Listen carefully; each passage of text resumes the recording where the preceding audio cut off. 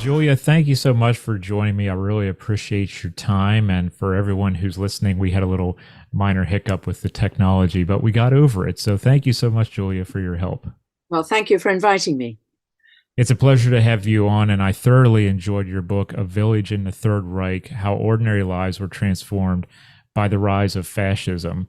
And this one really hit home for me because I have some ancestry in southern Germany, and I've always wondered how that particular part of Germany reacted to so many things going on within a generation or two. When did this book really start to kick off for you? When did this really start to become a thing for you to dive into? Well, it sort of emerged from a book I'd written earlier called Travelers in the Third Reich. And after I finished that book, I thought, well, that was that. I was all done with the Nazis. But then I met this very nice woman from a village called Oberstdorf in Bavaria. And she asked me if I would write a book about her village during the Nazi period. And, at first I wasn't terribly keen on the idea because it seemed to me rather arrogant to think that as a sort of random Brit, I could roll up at this tightly knit Catholic community and say, I'm going to write a book about your village at the most difficult and sensitive time of its history. But I sort of was slightly intrigued with the idea, and I thought, well, there's no harm in going and visiting the village. And when I was there, it soon became apparent that there were quite a few people who were very keen on the idea, and I met some of the villagers, and there was already a book. The German communities are very good at recording their history, and Oberstdorf had formed a committee because they decided they must make a formal record of the Third Reich, of the village during the Third Reich. And so my friend Kati Patel had already written a book that was full of useful information, and particularly important for me were the interviews she conducted in the early part of this century, because by the time I came on the scene, most of those people were dead. And so it was important for me to have that connection with the people who'd actually lived and survived the Third Reich. Hmm. It was very interesting to me. You bring up the idea of it being a very strong Catholic area of Germany, which it was and still is to an extent. That really opened doors for me to try to understand a little bit of the backlash to the rise of Nazism that I hadn't really thought about before.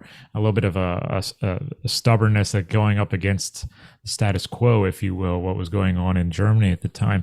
But well before that rise, you have a lot of men coming home from the Western Front in the First World War. What was that like for Oberstdorf at the end of the Great War? Well, I think I would never try to claim that Oberstdorf is in any sense a typical village. I mean, clearly it isn't. It's right down on the southern border of Germany, most southern village in Germany. And every small community, every village, every small town had its own particular relationship with the Nazi regime. But I think one thing I would say that probably most communities have in common is that within them, there was a very mixed response to the Nazis.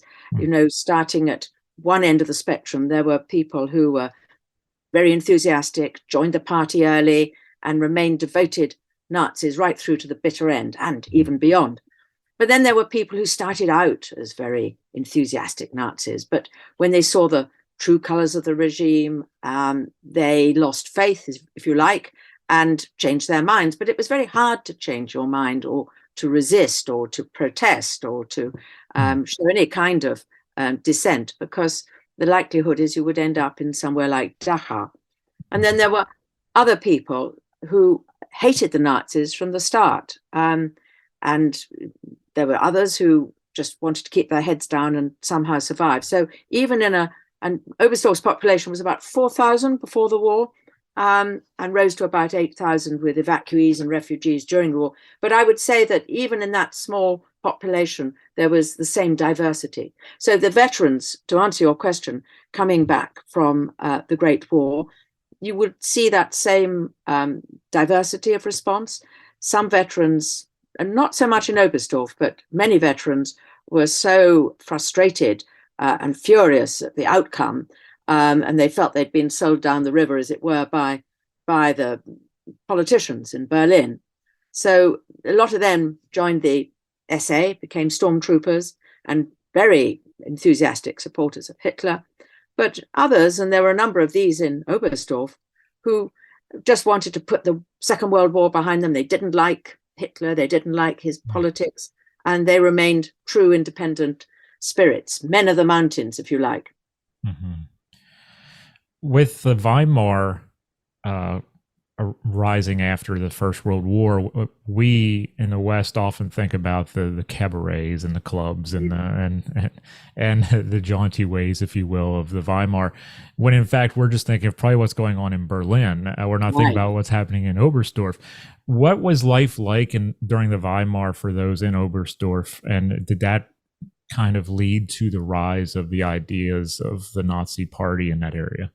Well, you've put your finger on something very important. I think you're absolutely right. We think of Weimar as being a thrilling time of, of cinema and new music and theatre and Brecht and Hindemith and all these, and architecture particularly.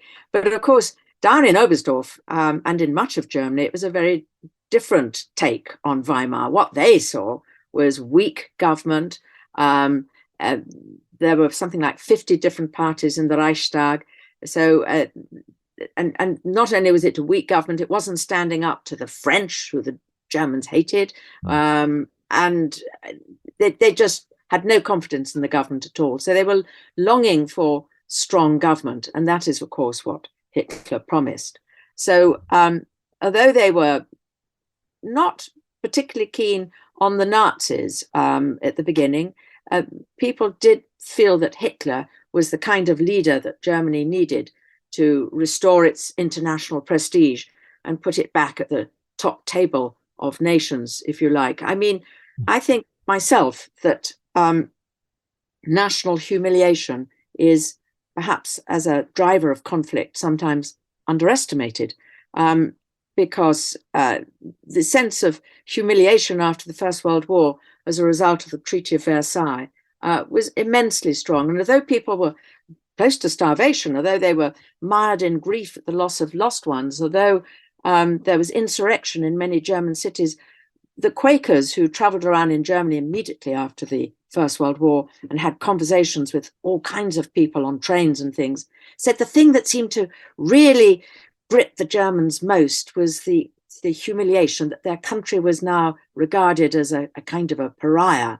And so Hitler seemed to so many Germans to be the one politician who could restore Germany's prosperity and prestige. When Hitler becomes chancellor in 1933 and they start to bring his power into the local regions of Germany all throughout, get that web of Nazism throughout the country, how does that rise of getting on, let's say, in the thoughts of the mayor or a town council or someone like that, how does that start to emulate in Oberstdorf? Well, the Nazis brought in, after the 1933 March election, the legislation was brought in very rapidly that basically put Nazi tentacles into every aspect of people's lives, and certainly the governance of a village like Oberstdorf. So the old councillors, the old guard, if you like, the men who had run the village very competently and had seen it through the very difficult times of the war years and the post-war years, were suddenly kicked out. A Nazi mayor was imposed on the village. He was an outsider. So that was not something that went down very well. And the first Nazi mayor there was a big fight, and he was sort of pretty much ousted. And the second Nazi mayor, who was to remain mayor from 1934 right through to the end, was a very different character.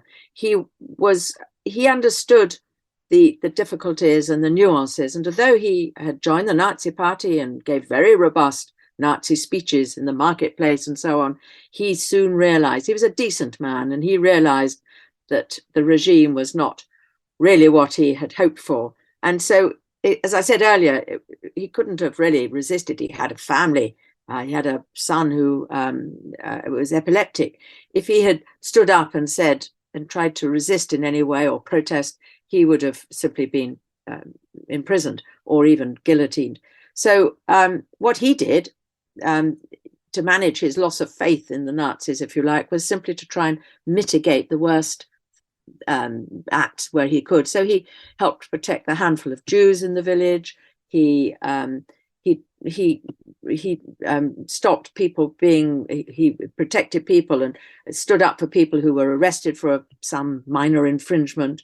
And at the end of the war, when he was under strict orders to execute anybody who wanted to surrender, he absolutely didn't. So he was a moderate Nazi, if you like, and I think by the end of the war had completely lost faith, but he was sort of stuck with it. And I think that probably happened to a great many Germans across the country. It's such a strange concept to hear the thought of a moderate Nazi. And and we're kind of towing a fine line when we discuss this as historians, right? Where we're saying this, we're not making a generalization. We're saying, okay, there could be different strata of moderation within this. Do you think it was a way for him to basically stay alive as well? Absolutely. Where he's like, I know this population is against this, but I'm far enough away from Berlin to try to stay alive and remain in power. Well, I think, I mean, I was born just after the war. I was born in 1948. So I grew up against the backdrop of the war. My parents both fought in it.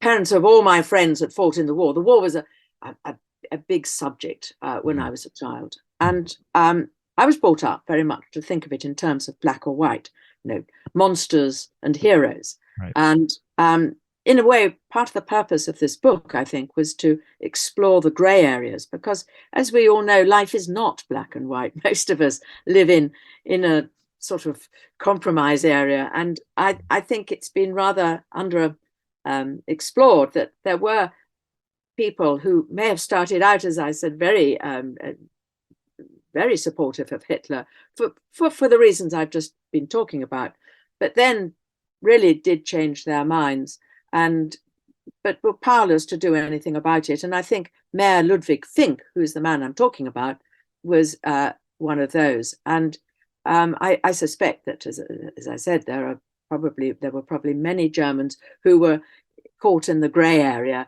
who were neither monsters nor heroes, but just trying somehow to stay alive and get through this thing. Did Oberstdorf send any of its young off to war right away?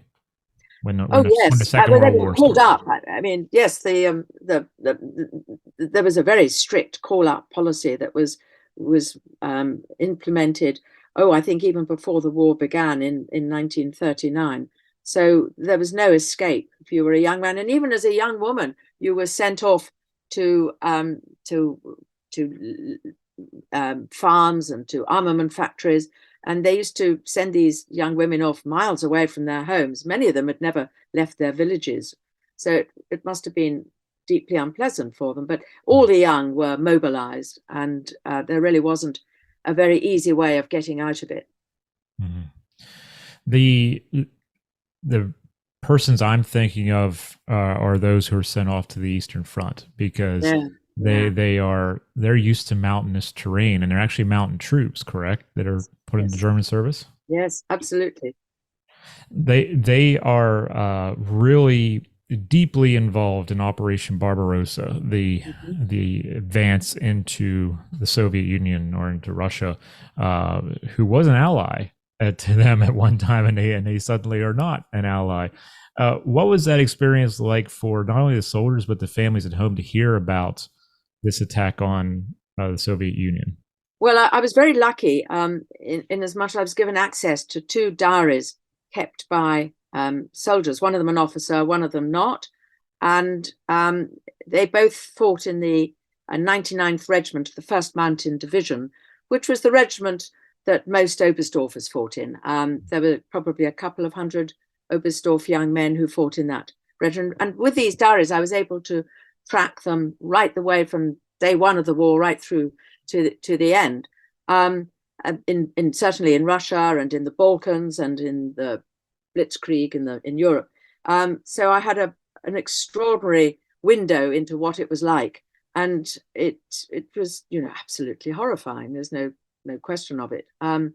As far as the civilian population was concerned, when it was announced that German troops had invaded Russia, I think it was a terrible moment for many people, because they realized then, they'd always been promised that this was going to be a quick, decisive war. And it looked like that way, because the achievements of the Blitzkrieg were quite astonishing. And even people who didn't support Hitler were proud of the fact that, their soldiers were fighting this extraordinarily quick and effective war. But of course, Russia was very different. And the casualty figures were instantly climbing. And this was very depressing. And then, of course, the war turned against Germany and other fronts. And I think the turning point was, for many people, their fear that this war was not going to come out the way Hitler had promised began with the invasion of Russia. You wrote in a book that some of the men who are going off to the Eastern Front and involved in Operation Barbarossa are seeing flat land for the first time, basically. They're used to mountainous terrain, but they're also seeing how people live in that region.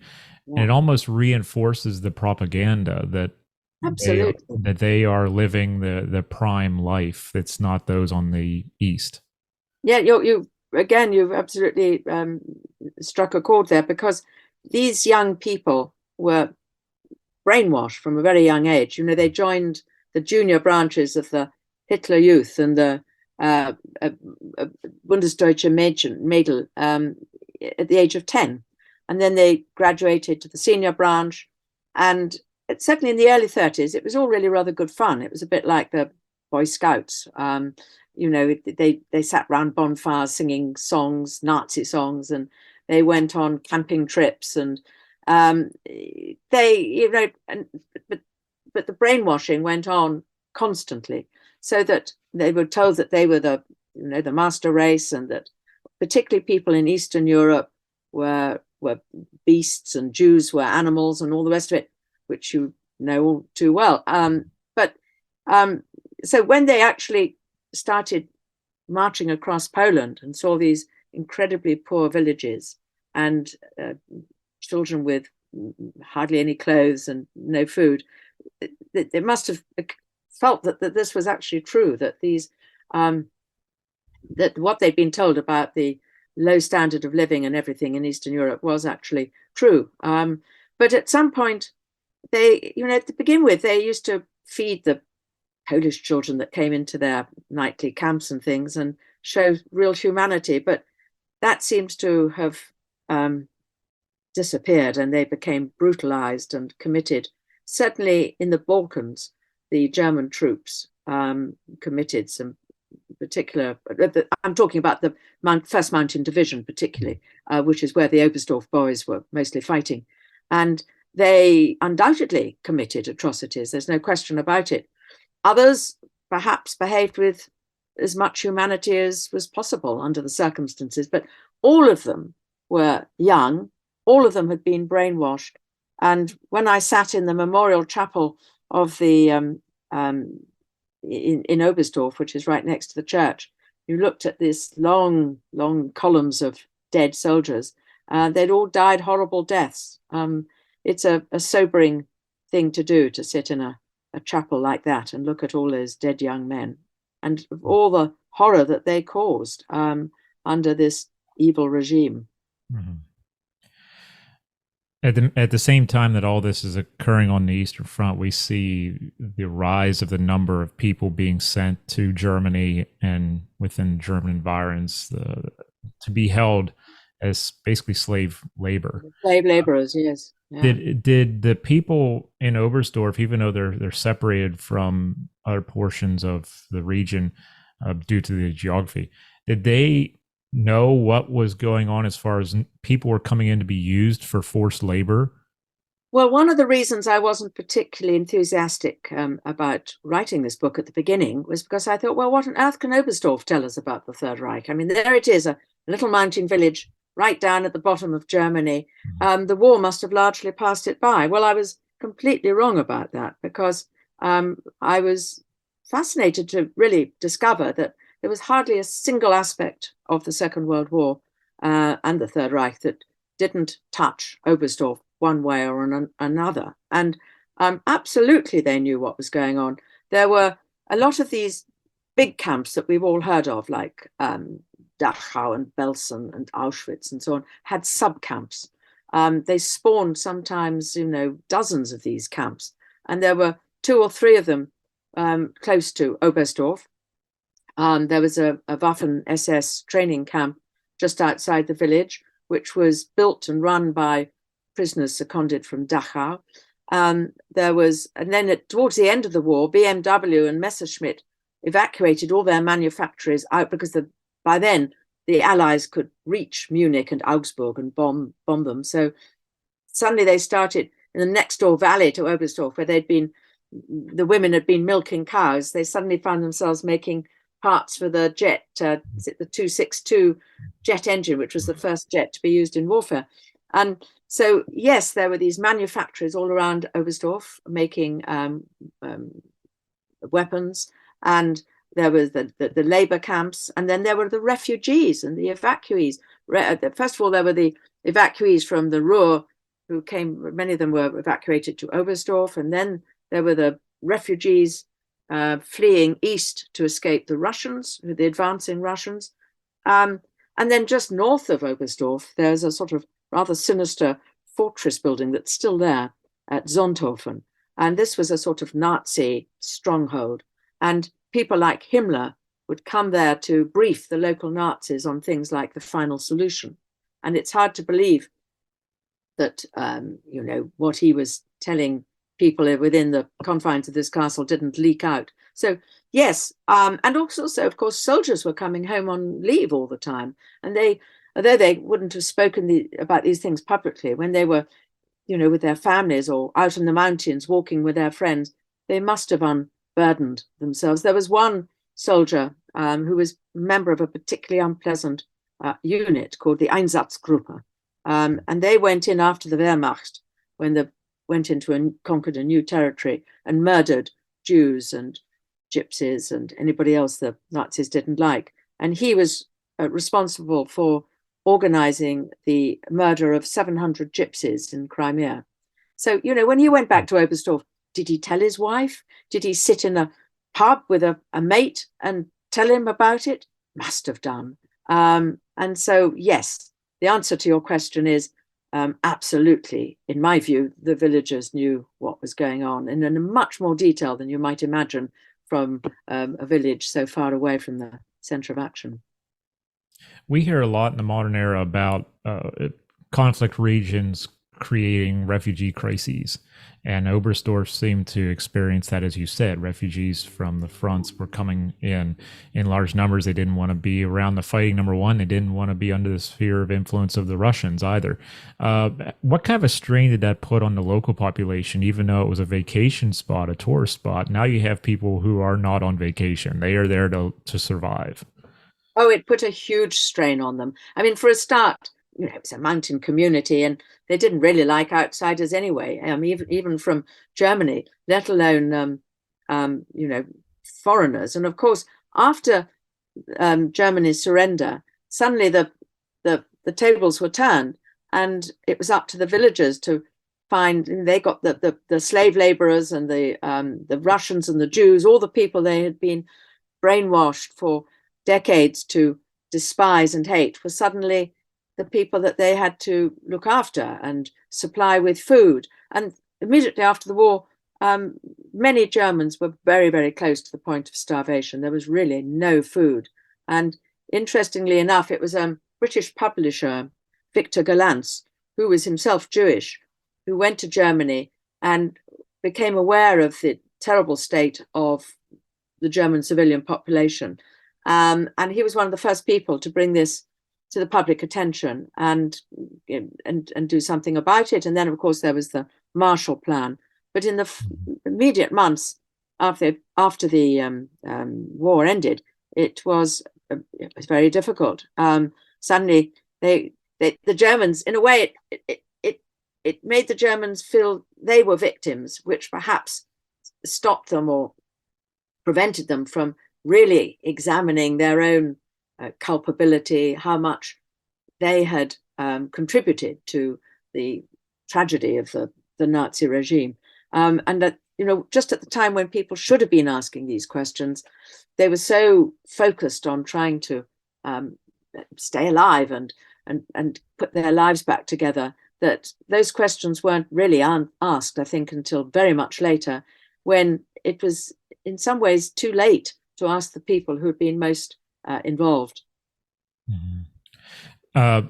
The whole book is strong. I don't want you to think otherwise with this question, but the one strong point I really enjoyed reading about was that post-war era, because I'm a stickler for historical memory. I like how we try to remember the past, and it was almost like an early form of that. How do you remember what you just went through? Writing that particular portion of the book in that immediate post-war years, did you see anything that was still lingering in the modern era from that mindset of the post-war era? Not really. I mean, I think probably a large part of the village not particularly interested in this book or perhaps even aware of it. It was, interestingly enough, it was a handful of villagers who formed this committee who were the ones who were really determined to try and get to the bottom of it. And the reason they did it was because they really wanted to try to understand how it could have happened. How is it possible that their families, their friends, the village, their fellow countrymen could have fallen in thrall to Hitler? And so I think, but they were all older people. How much young Oberstdorfers think about all these things, I really wouldn't. I'm not in a position to answer. But I think that was the motivation for the people I met in Oberstdorf to initiate first the book that they wrote for the village, and then to ask me to write this new one. And I don't know that there are ever answers. I think all one can do is to try and put oneself in the mindset of people at the time and realize that it is a kaleidoscope, that it's not just a clear-cut picture. There wasn't a straight line. And as I've said earlier several times, people may have well started out with very strong Nazi sympathies, but by the end of the war, hated Hitler. I mean, that would be natural. You like someone when you think you're on the winning team, and then when you see what a total and utter disaster it's been, you change your mind. And I'm sure that was rife in Oberstdorf. There were some people who stayed committed Nazis right to the end, and no doubt remain so. But I think there were, most people just wanted to forget Hitler, wanted to forget that National Socialism had ever happened, and somehow get on with their lives. So people didn't talk about it, not until much later. Well, we briefly brought up your previous work, and I'd like to do that in a few moments we have left, because I want people to know that this is almost a series of its own, that I want people to understand what's out there. You previously wrote Travelers in the Third Reich, The Rise of Fascism, 1919-1945. How did that work come about, and how does it kind of connect with this one in any way? Well, yeah, I mean, I'm what you might call an accidental historian. It was suggested to me that I write about people traveling in the Third Reich, and I thought it was a completely lunatic idea. I mean, the Nazi period is a period of history that's probably been written about more in my lifetime than any other. And so the idea that I would have anything to add to the mix seemed to me complete nonsense. But I was sort of intrigued, and I did start doing a bit of research. And I was absolutely astonished at how much what I call raw, unfiltered history is out there in the shape of diaries and letters and memoirs and obscure books and so on. And I became hooked. I mean, it's very addictive. And I sometimes feel I'm more of a detective than a writer, because it's finding these things that is quite hard, to find. I didn't want to use material that had been written after the war, because then people look back, and hindsight, as we all know, is very different to what you write when you're actually in the middle of it. But I suppose what connects the two books in a way is what I perhaps unconsciously even strive to do is to try to put myself in the shoes of the people who were there at the time and see it through their eyes. How did it feel then, not looking back? And I think in that way, I don't have any answers. I wouldn't pretend for one moment that I've produced any answers to the big questions. How could this have happened? How is it possible? But it is, I think, the greatest tragedy in human history. I think it's hard to think of anything that had such reach and such horror on such a scale and has had so much impact on world history than the Third Reich. So although perhaps you could argue there are just too many books coming out about it, it is a subject that I think, in a sense, we're going to go on looking at and wondering about and asking questions for forever. Mm-hmm. And my contribution is tiny, but I think what I hope from those two books, that maybe I've just made a little bit of difference, is to get people to think about, what would I have done? How would I have reacted? And that, if they ask that question, I think it becomes easier to try and understand how this whole thing could have happened. That's very well said. Thank you, Julia, for that. I really appreciate your time coming on and talking with me today about this very important subject, this microcosm of history, if you will, of how is this little town impacted by such a huge series of events. And that's something that I would love for people to read more about in both of your books. And I really appreciate your time today. Well, thank you very much. I really enjoyed our conversation. Thank you.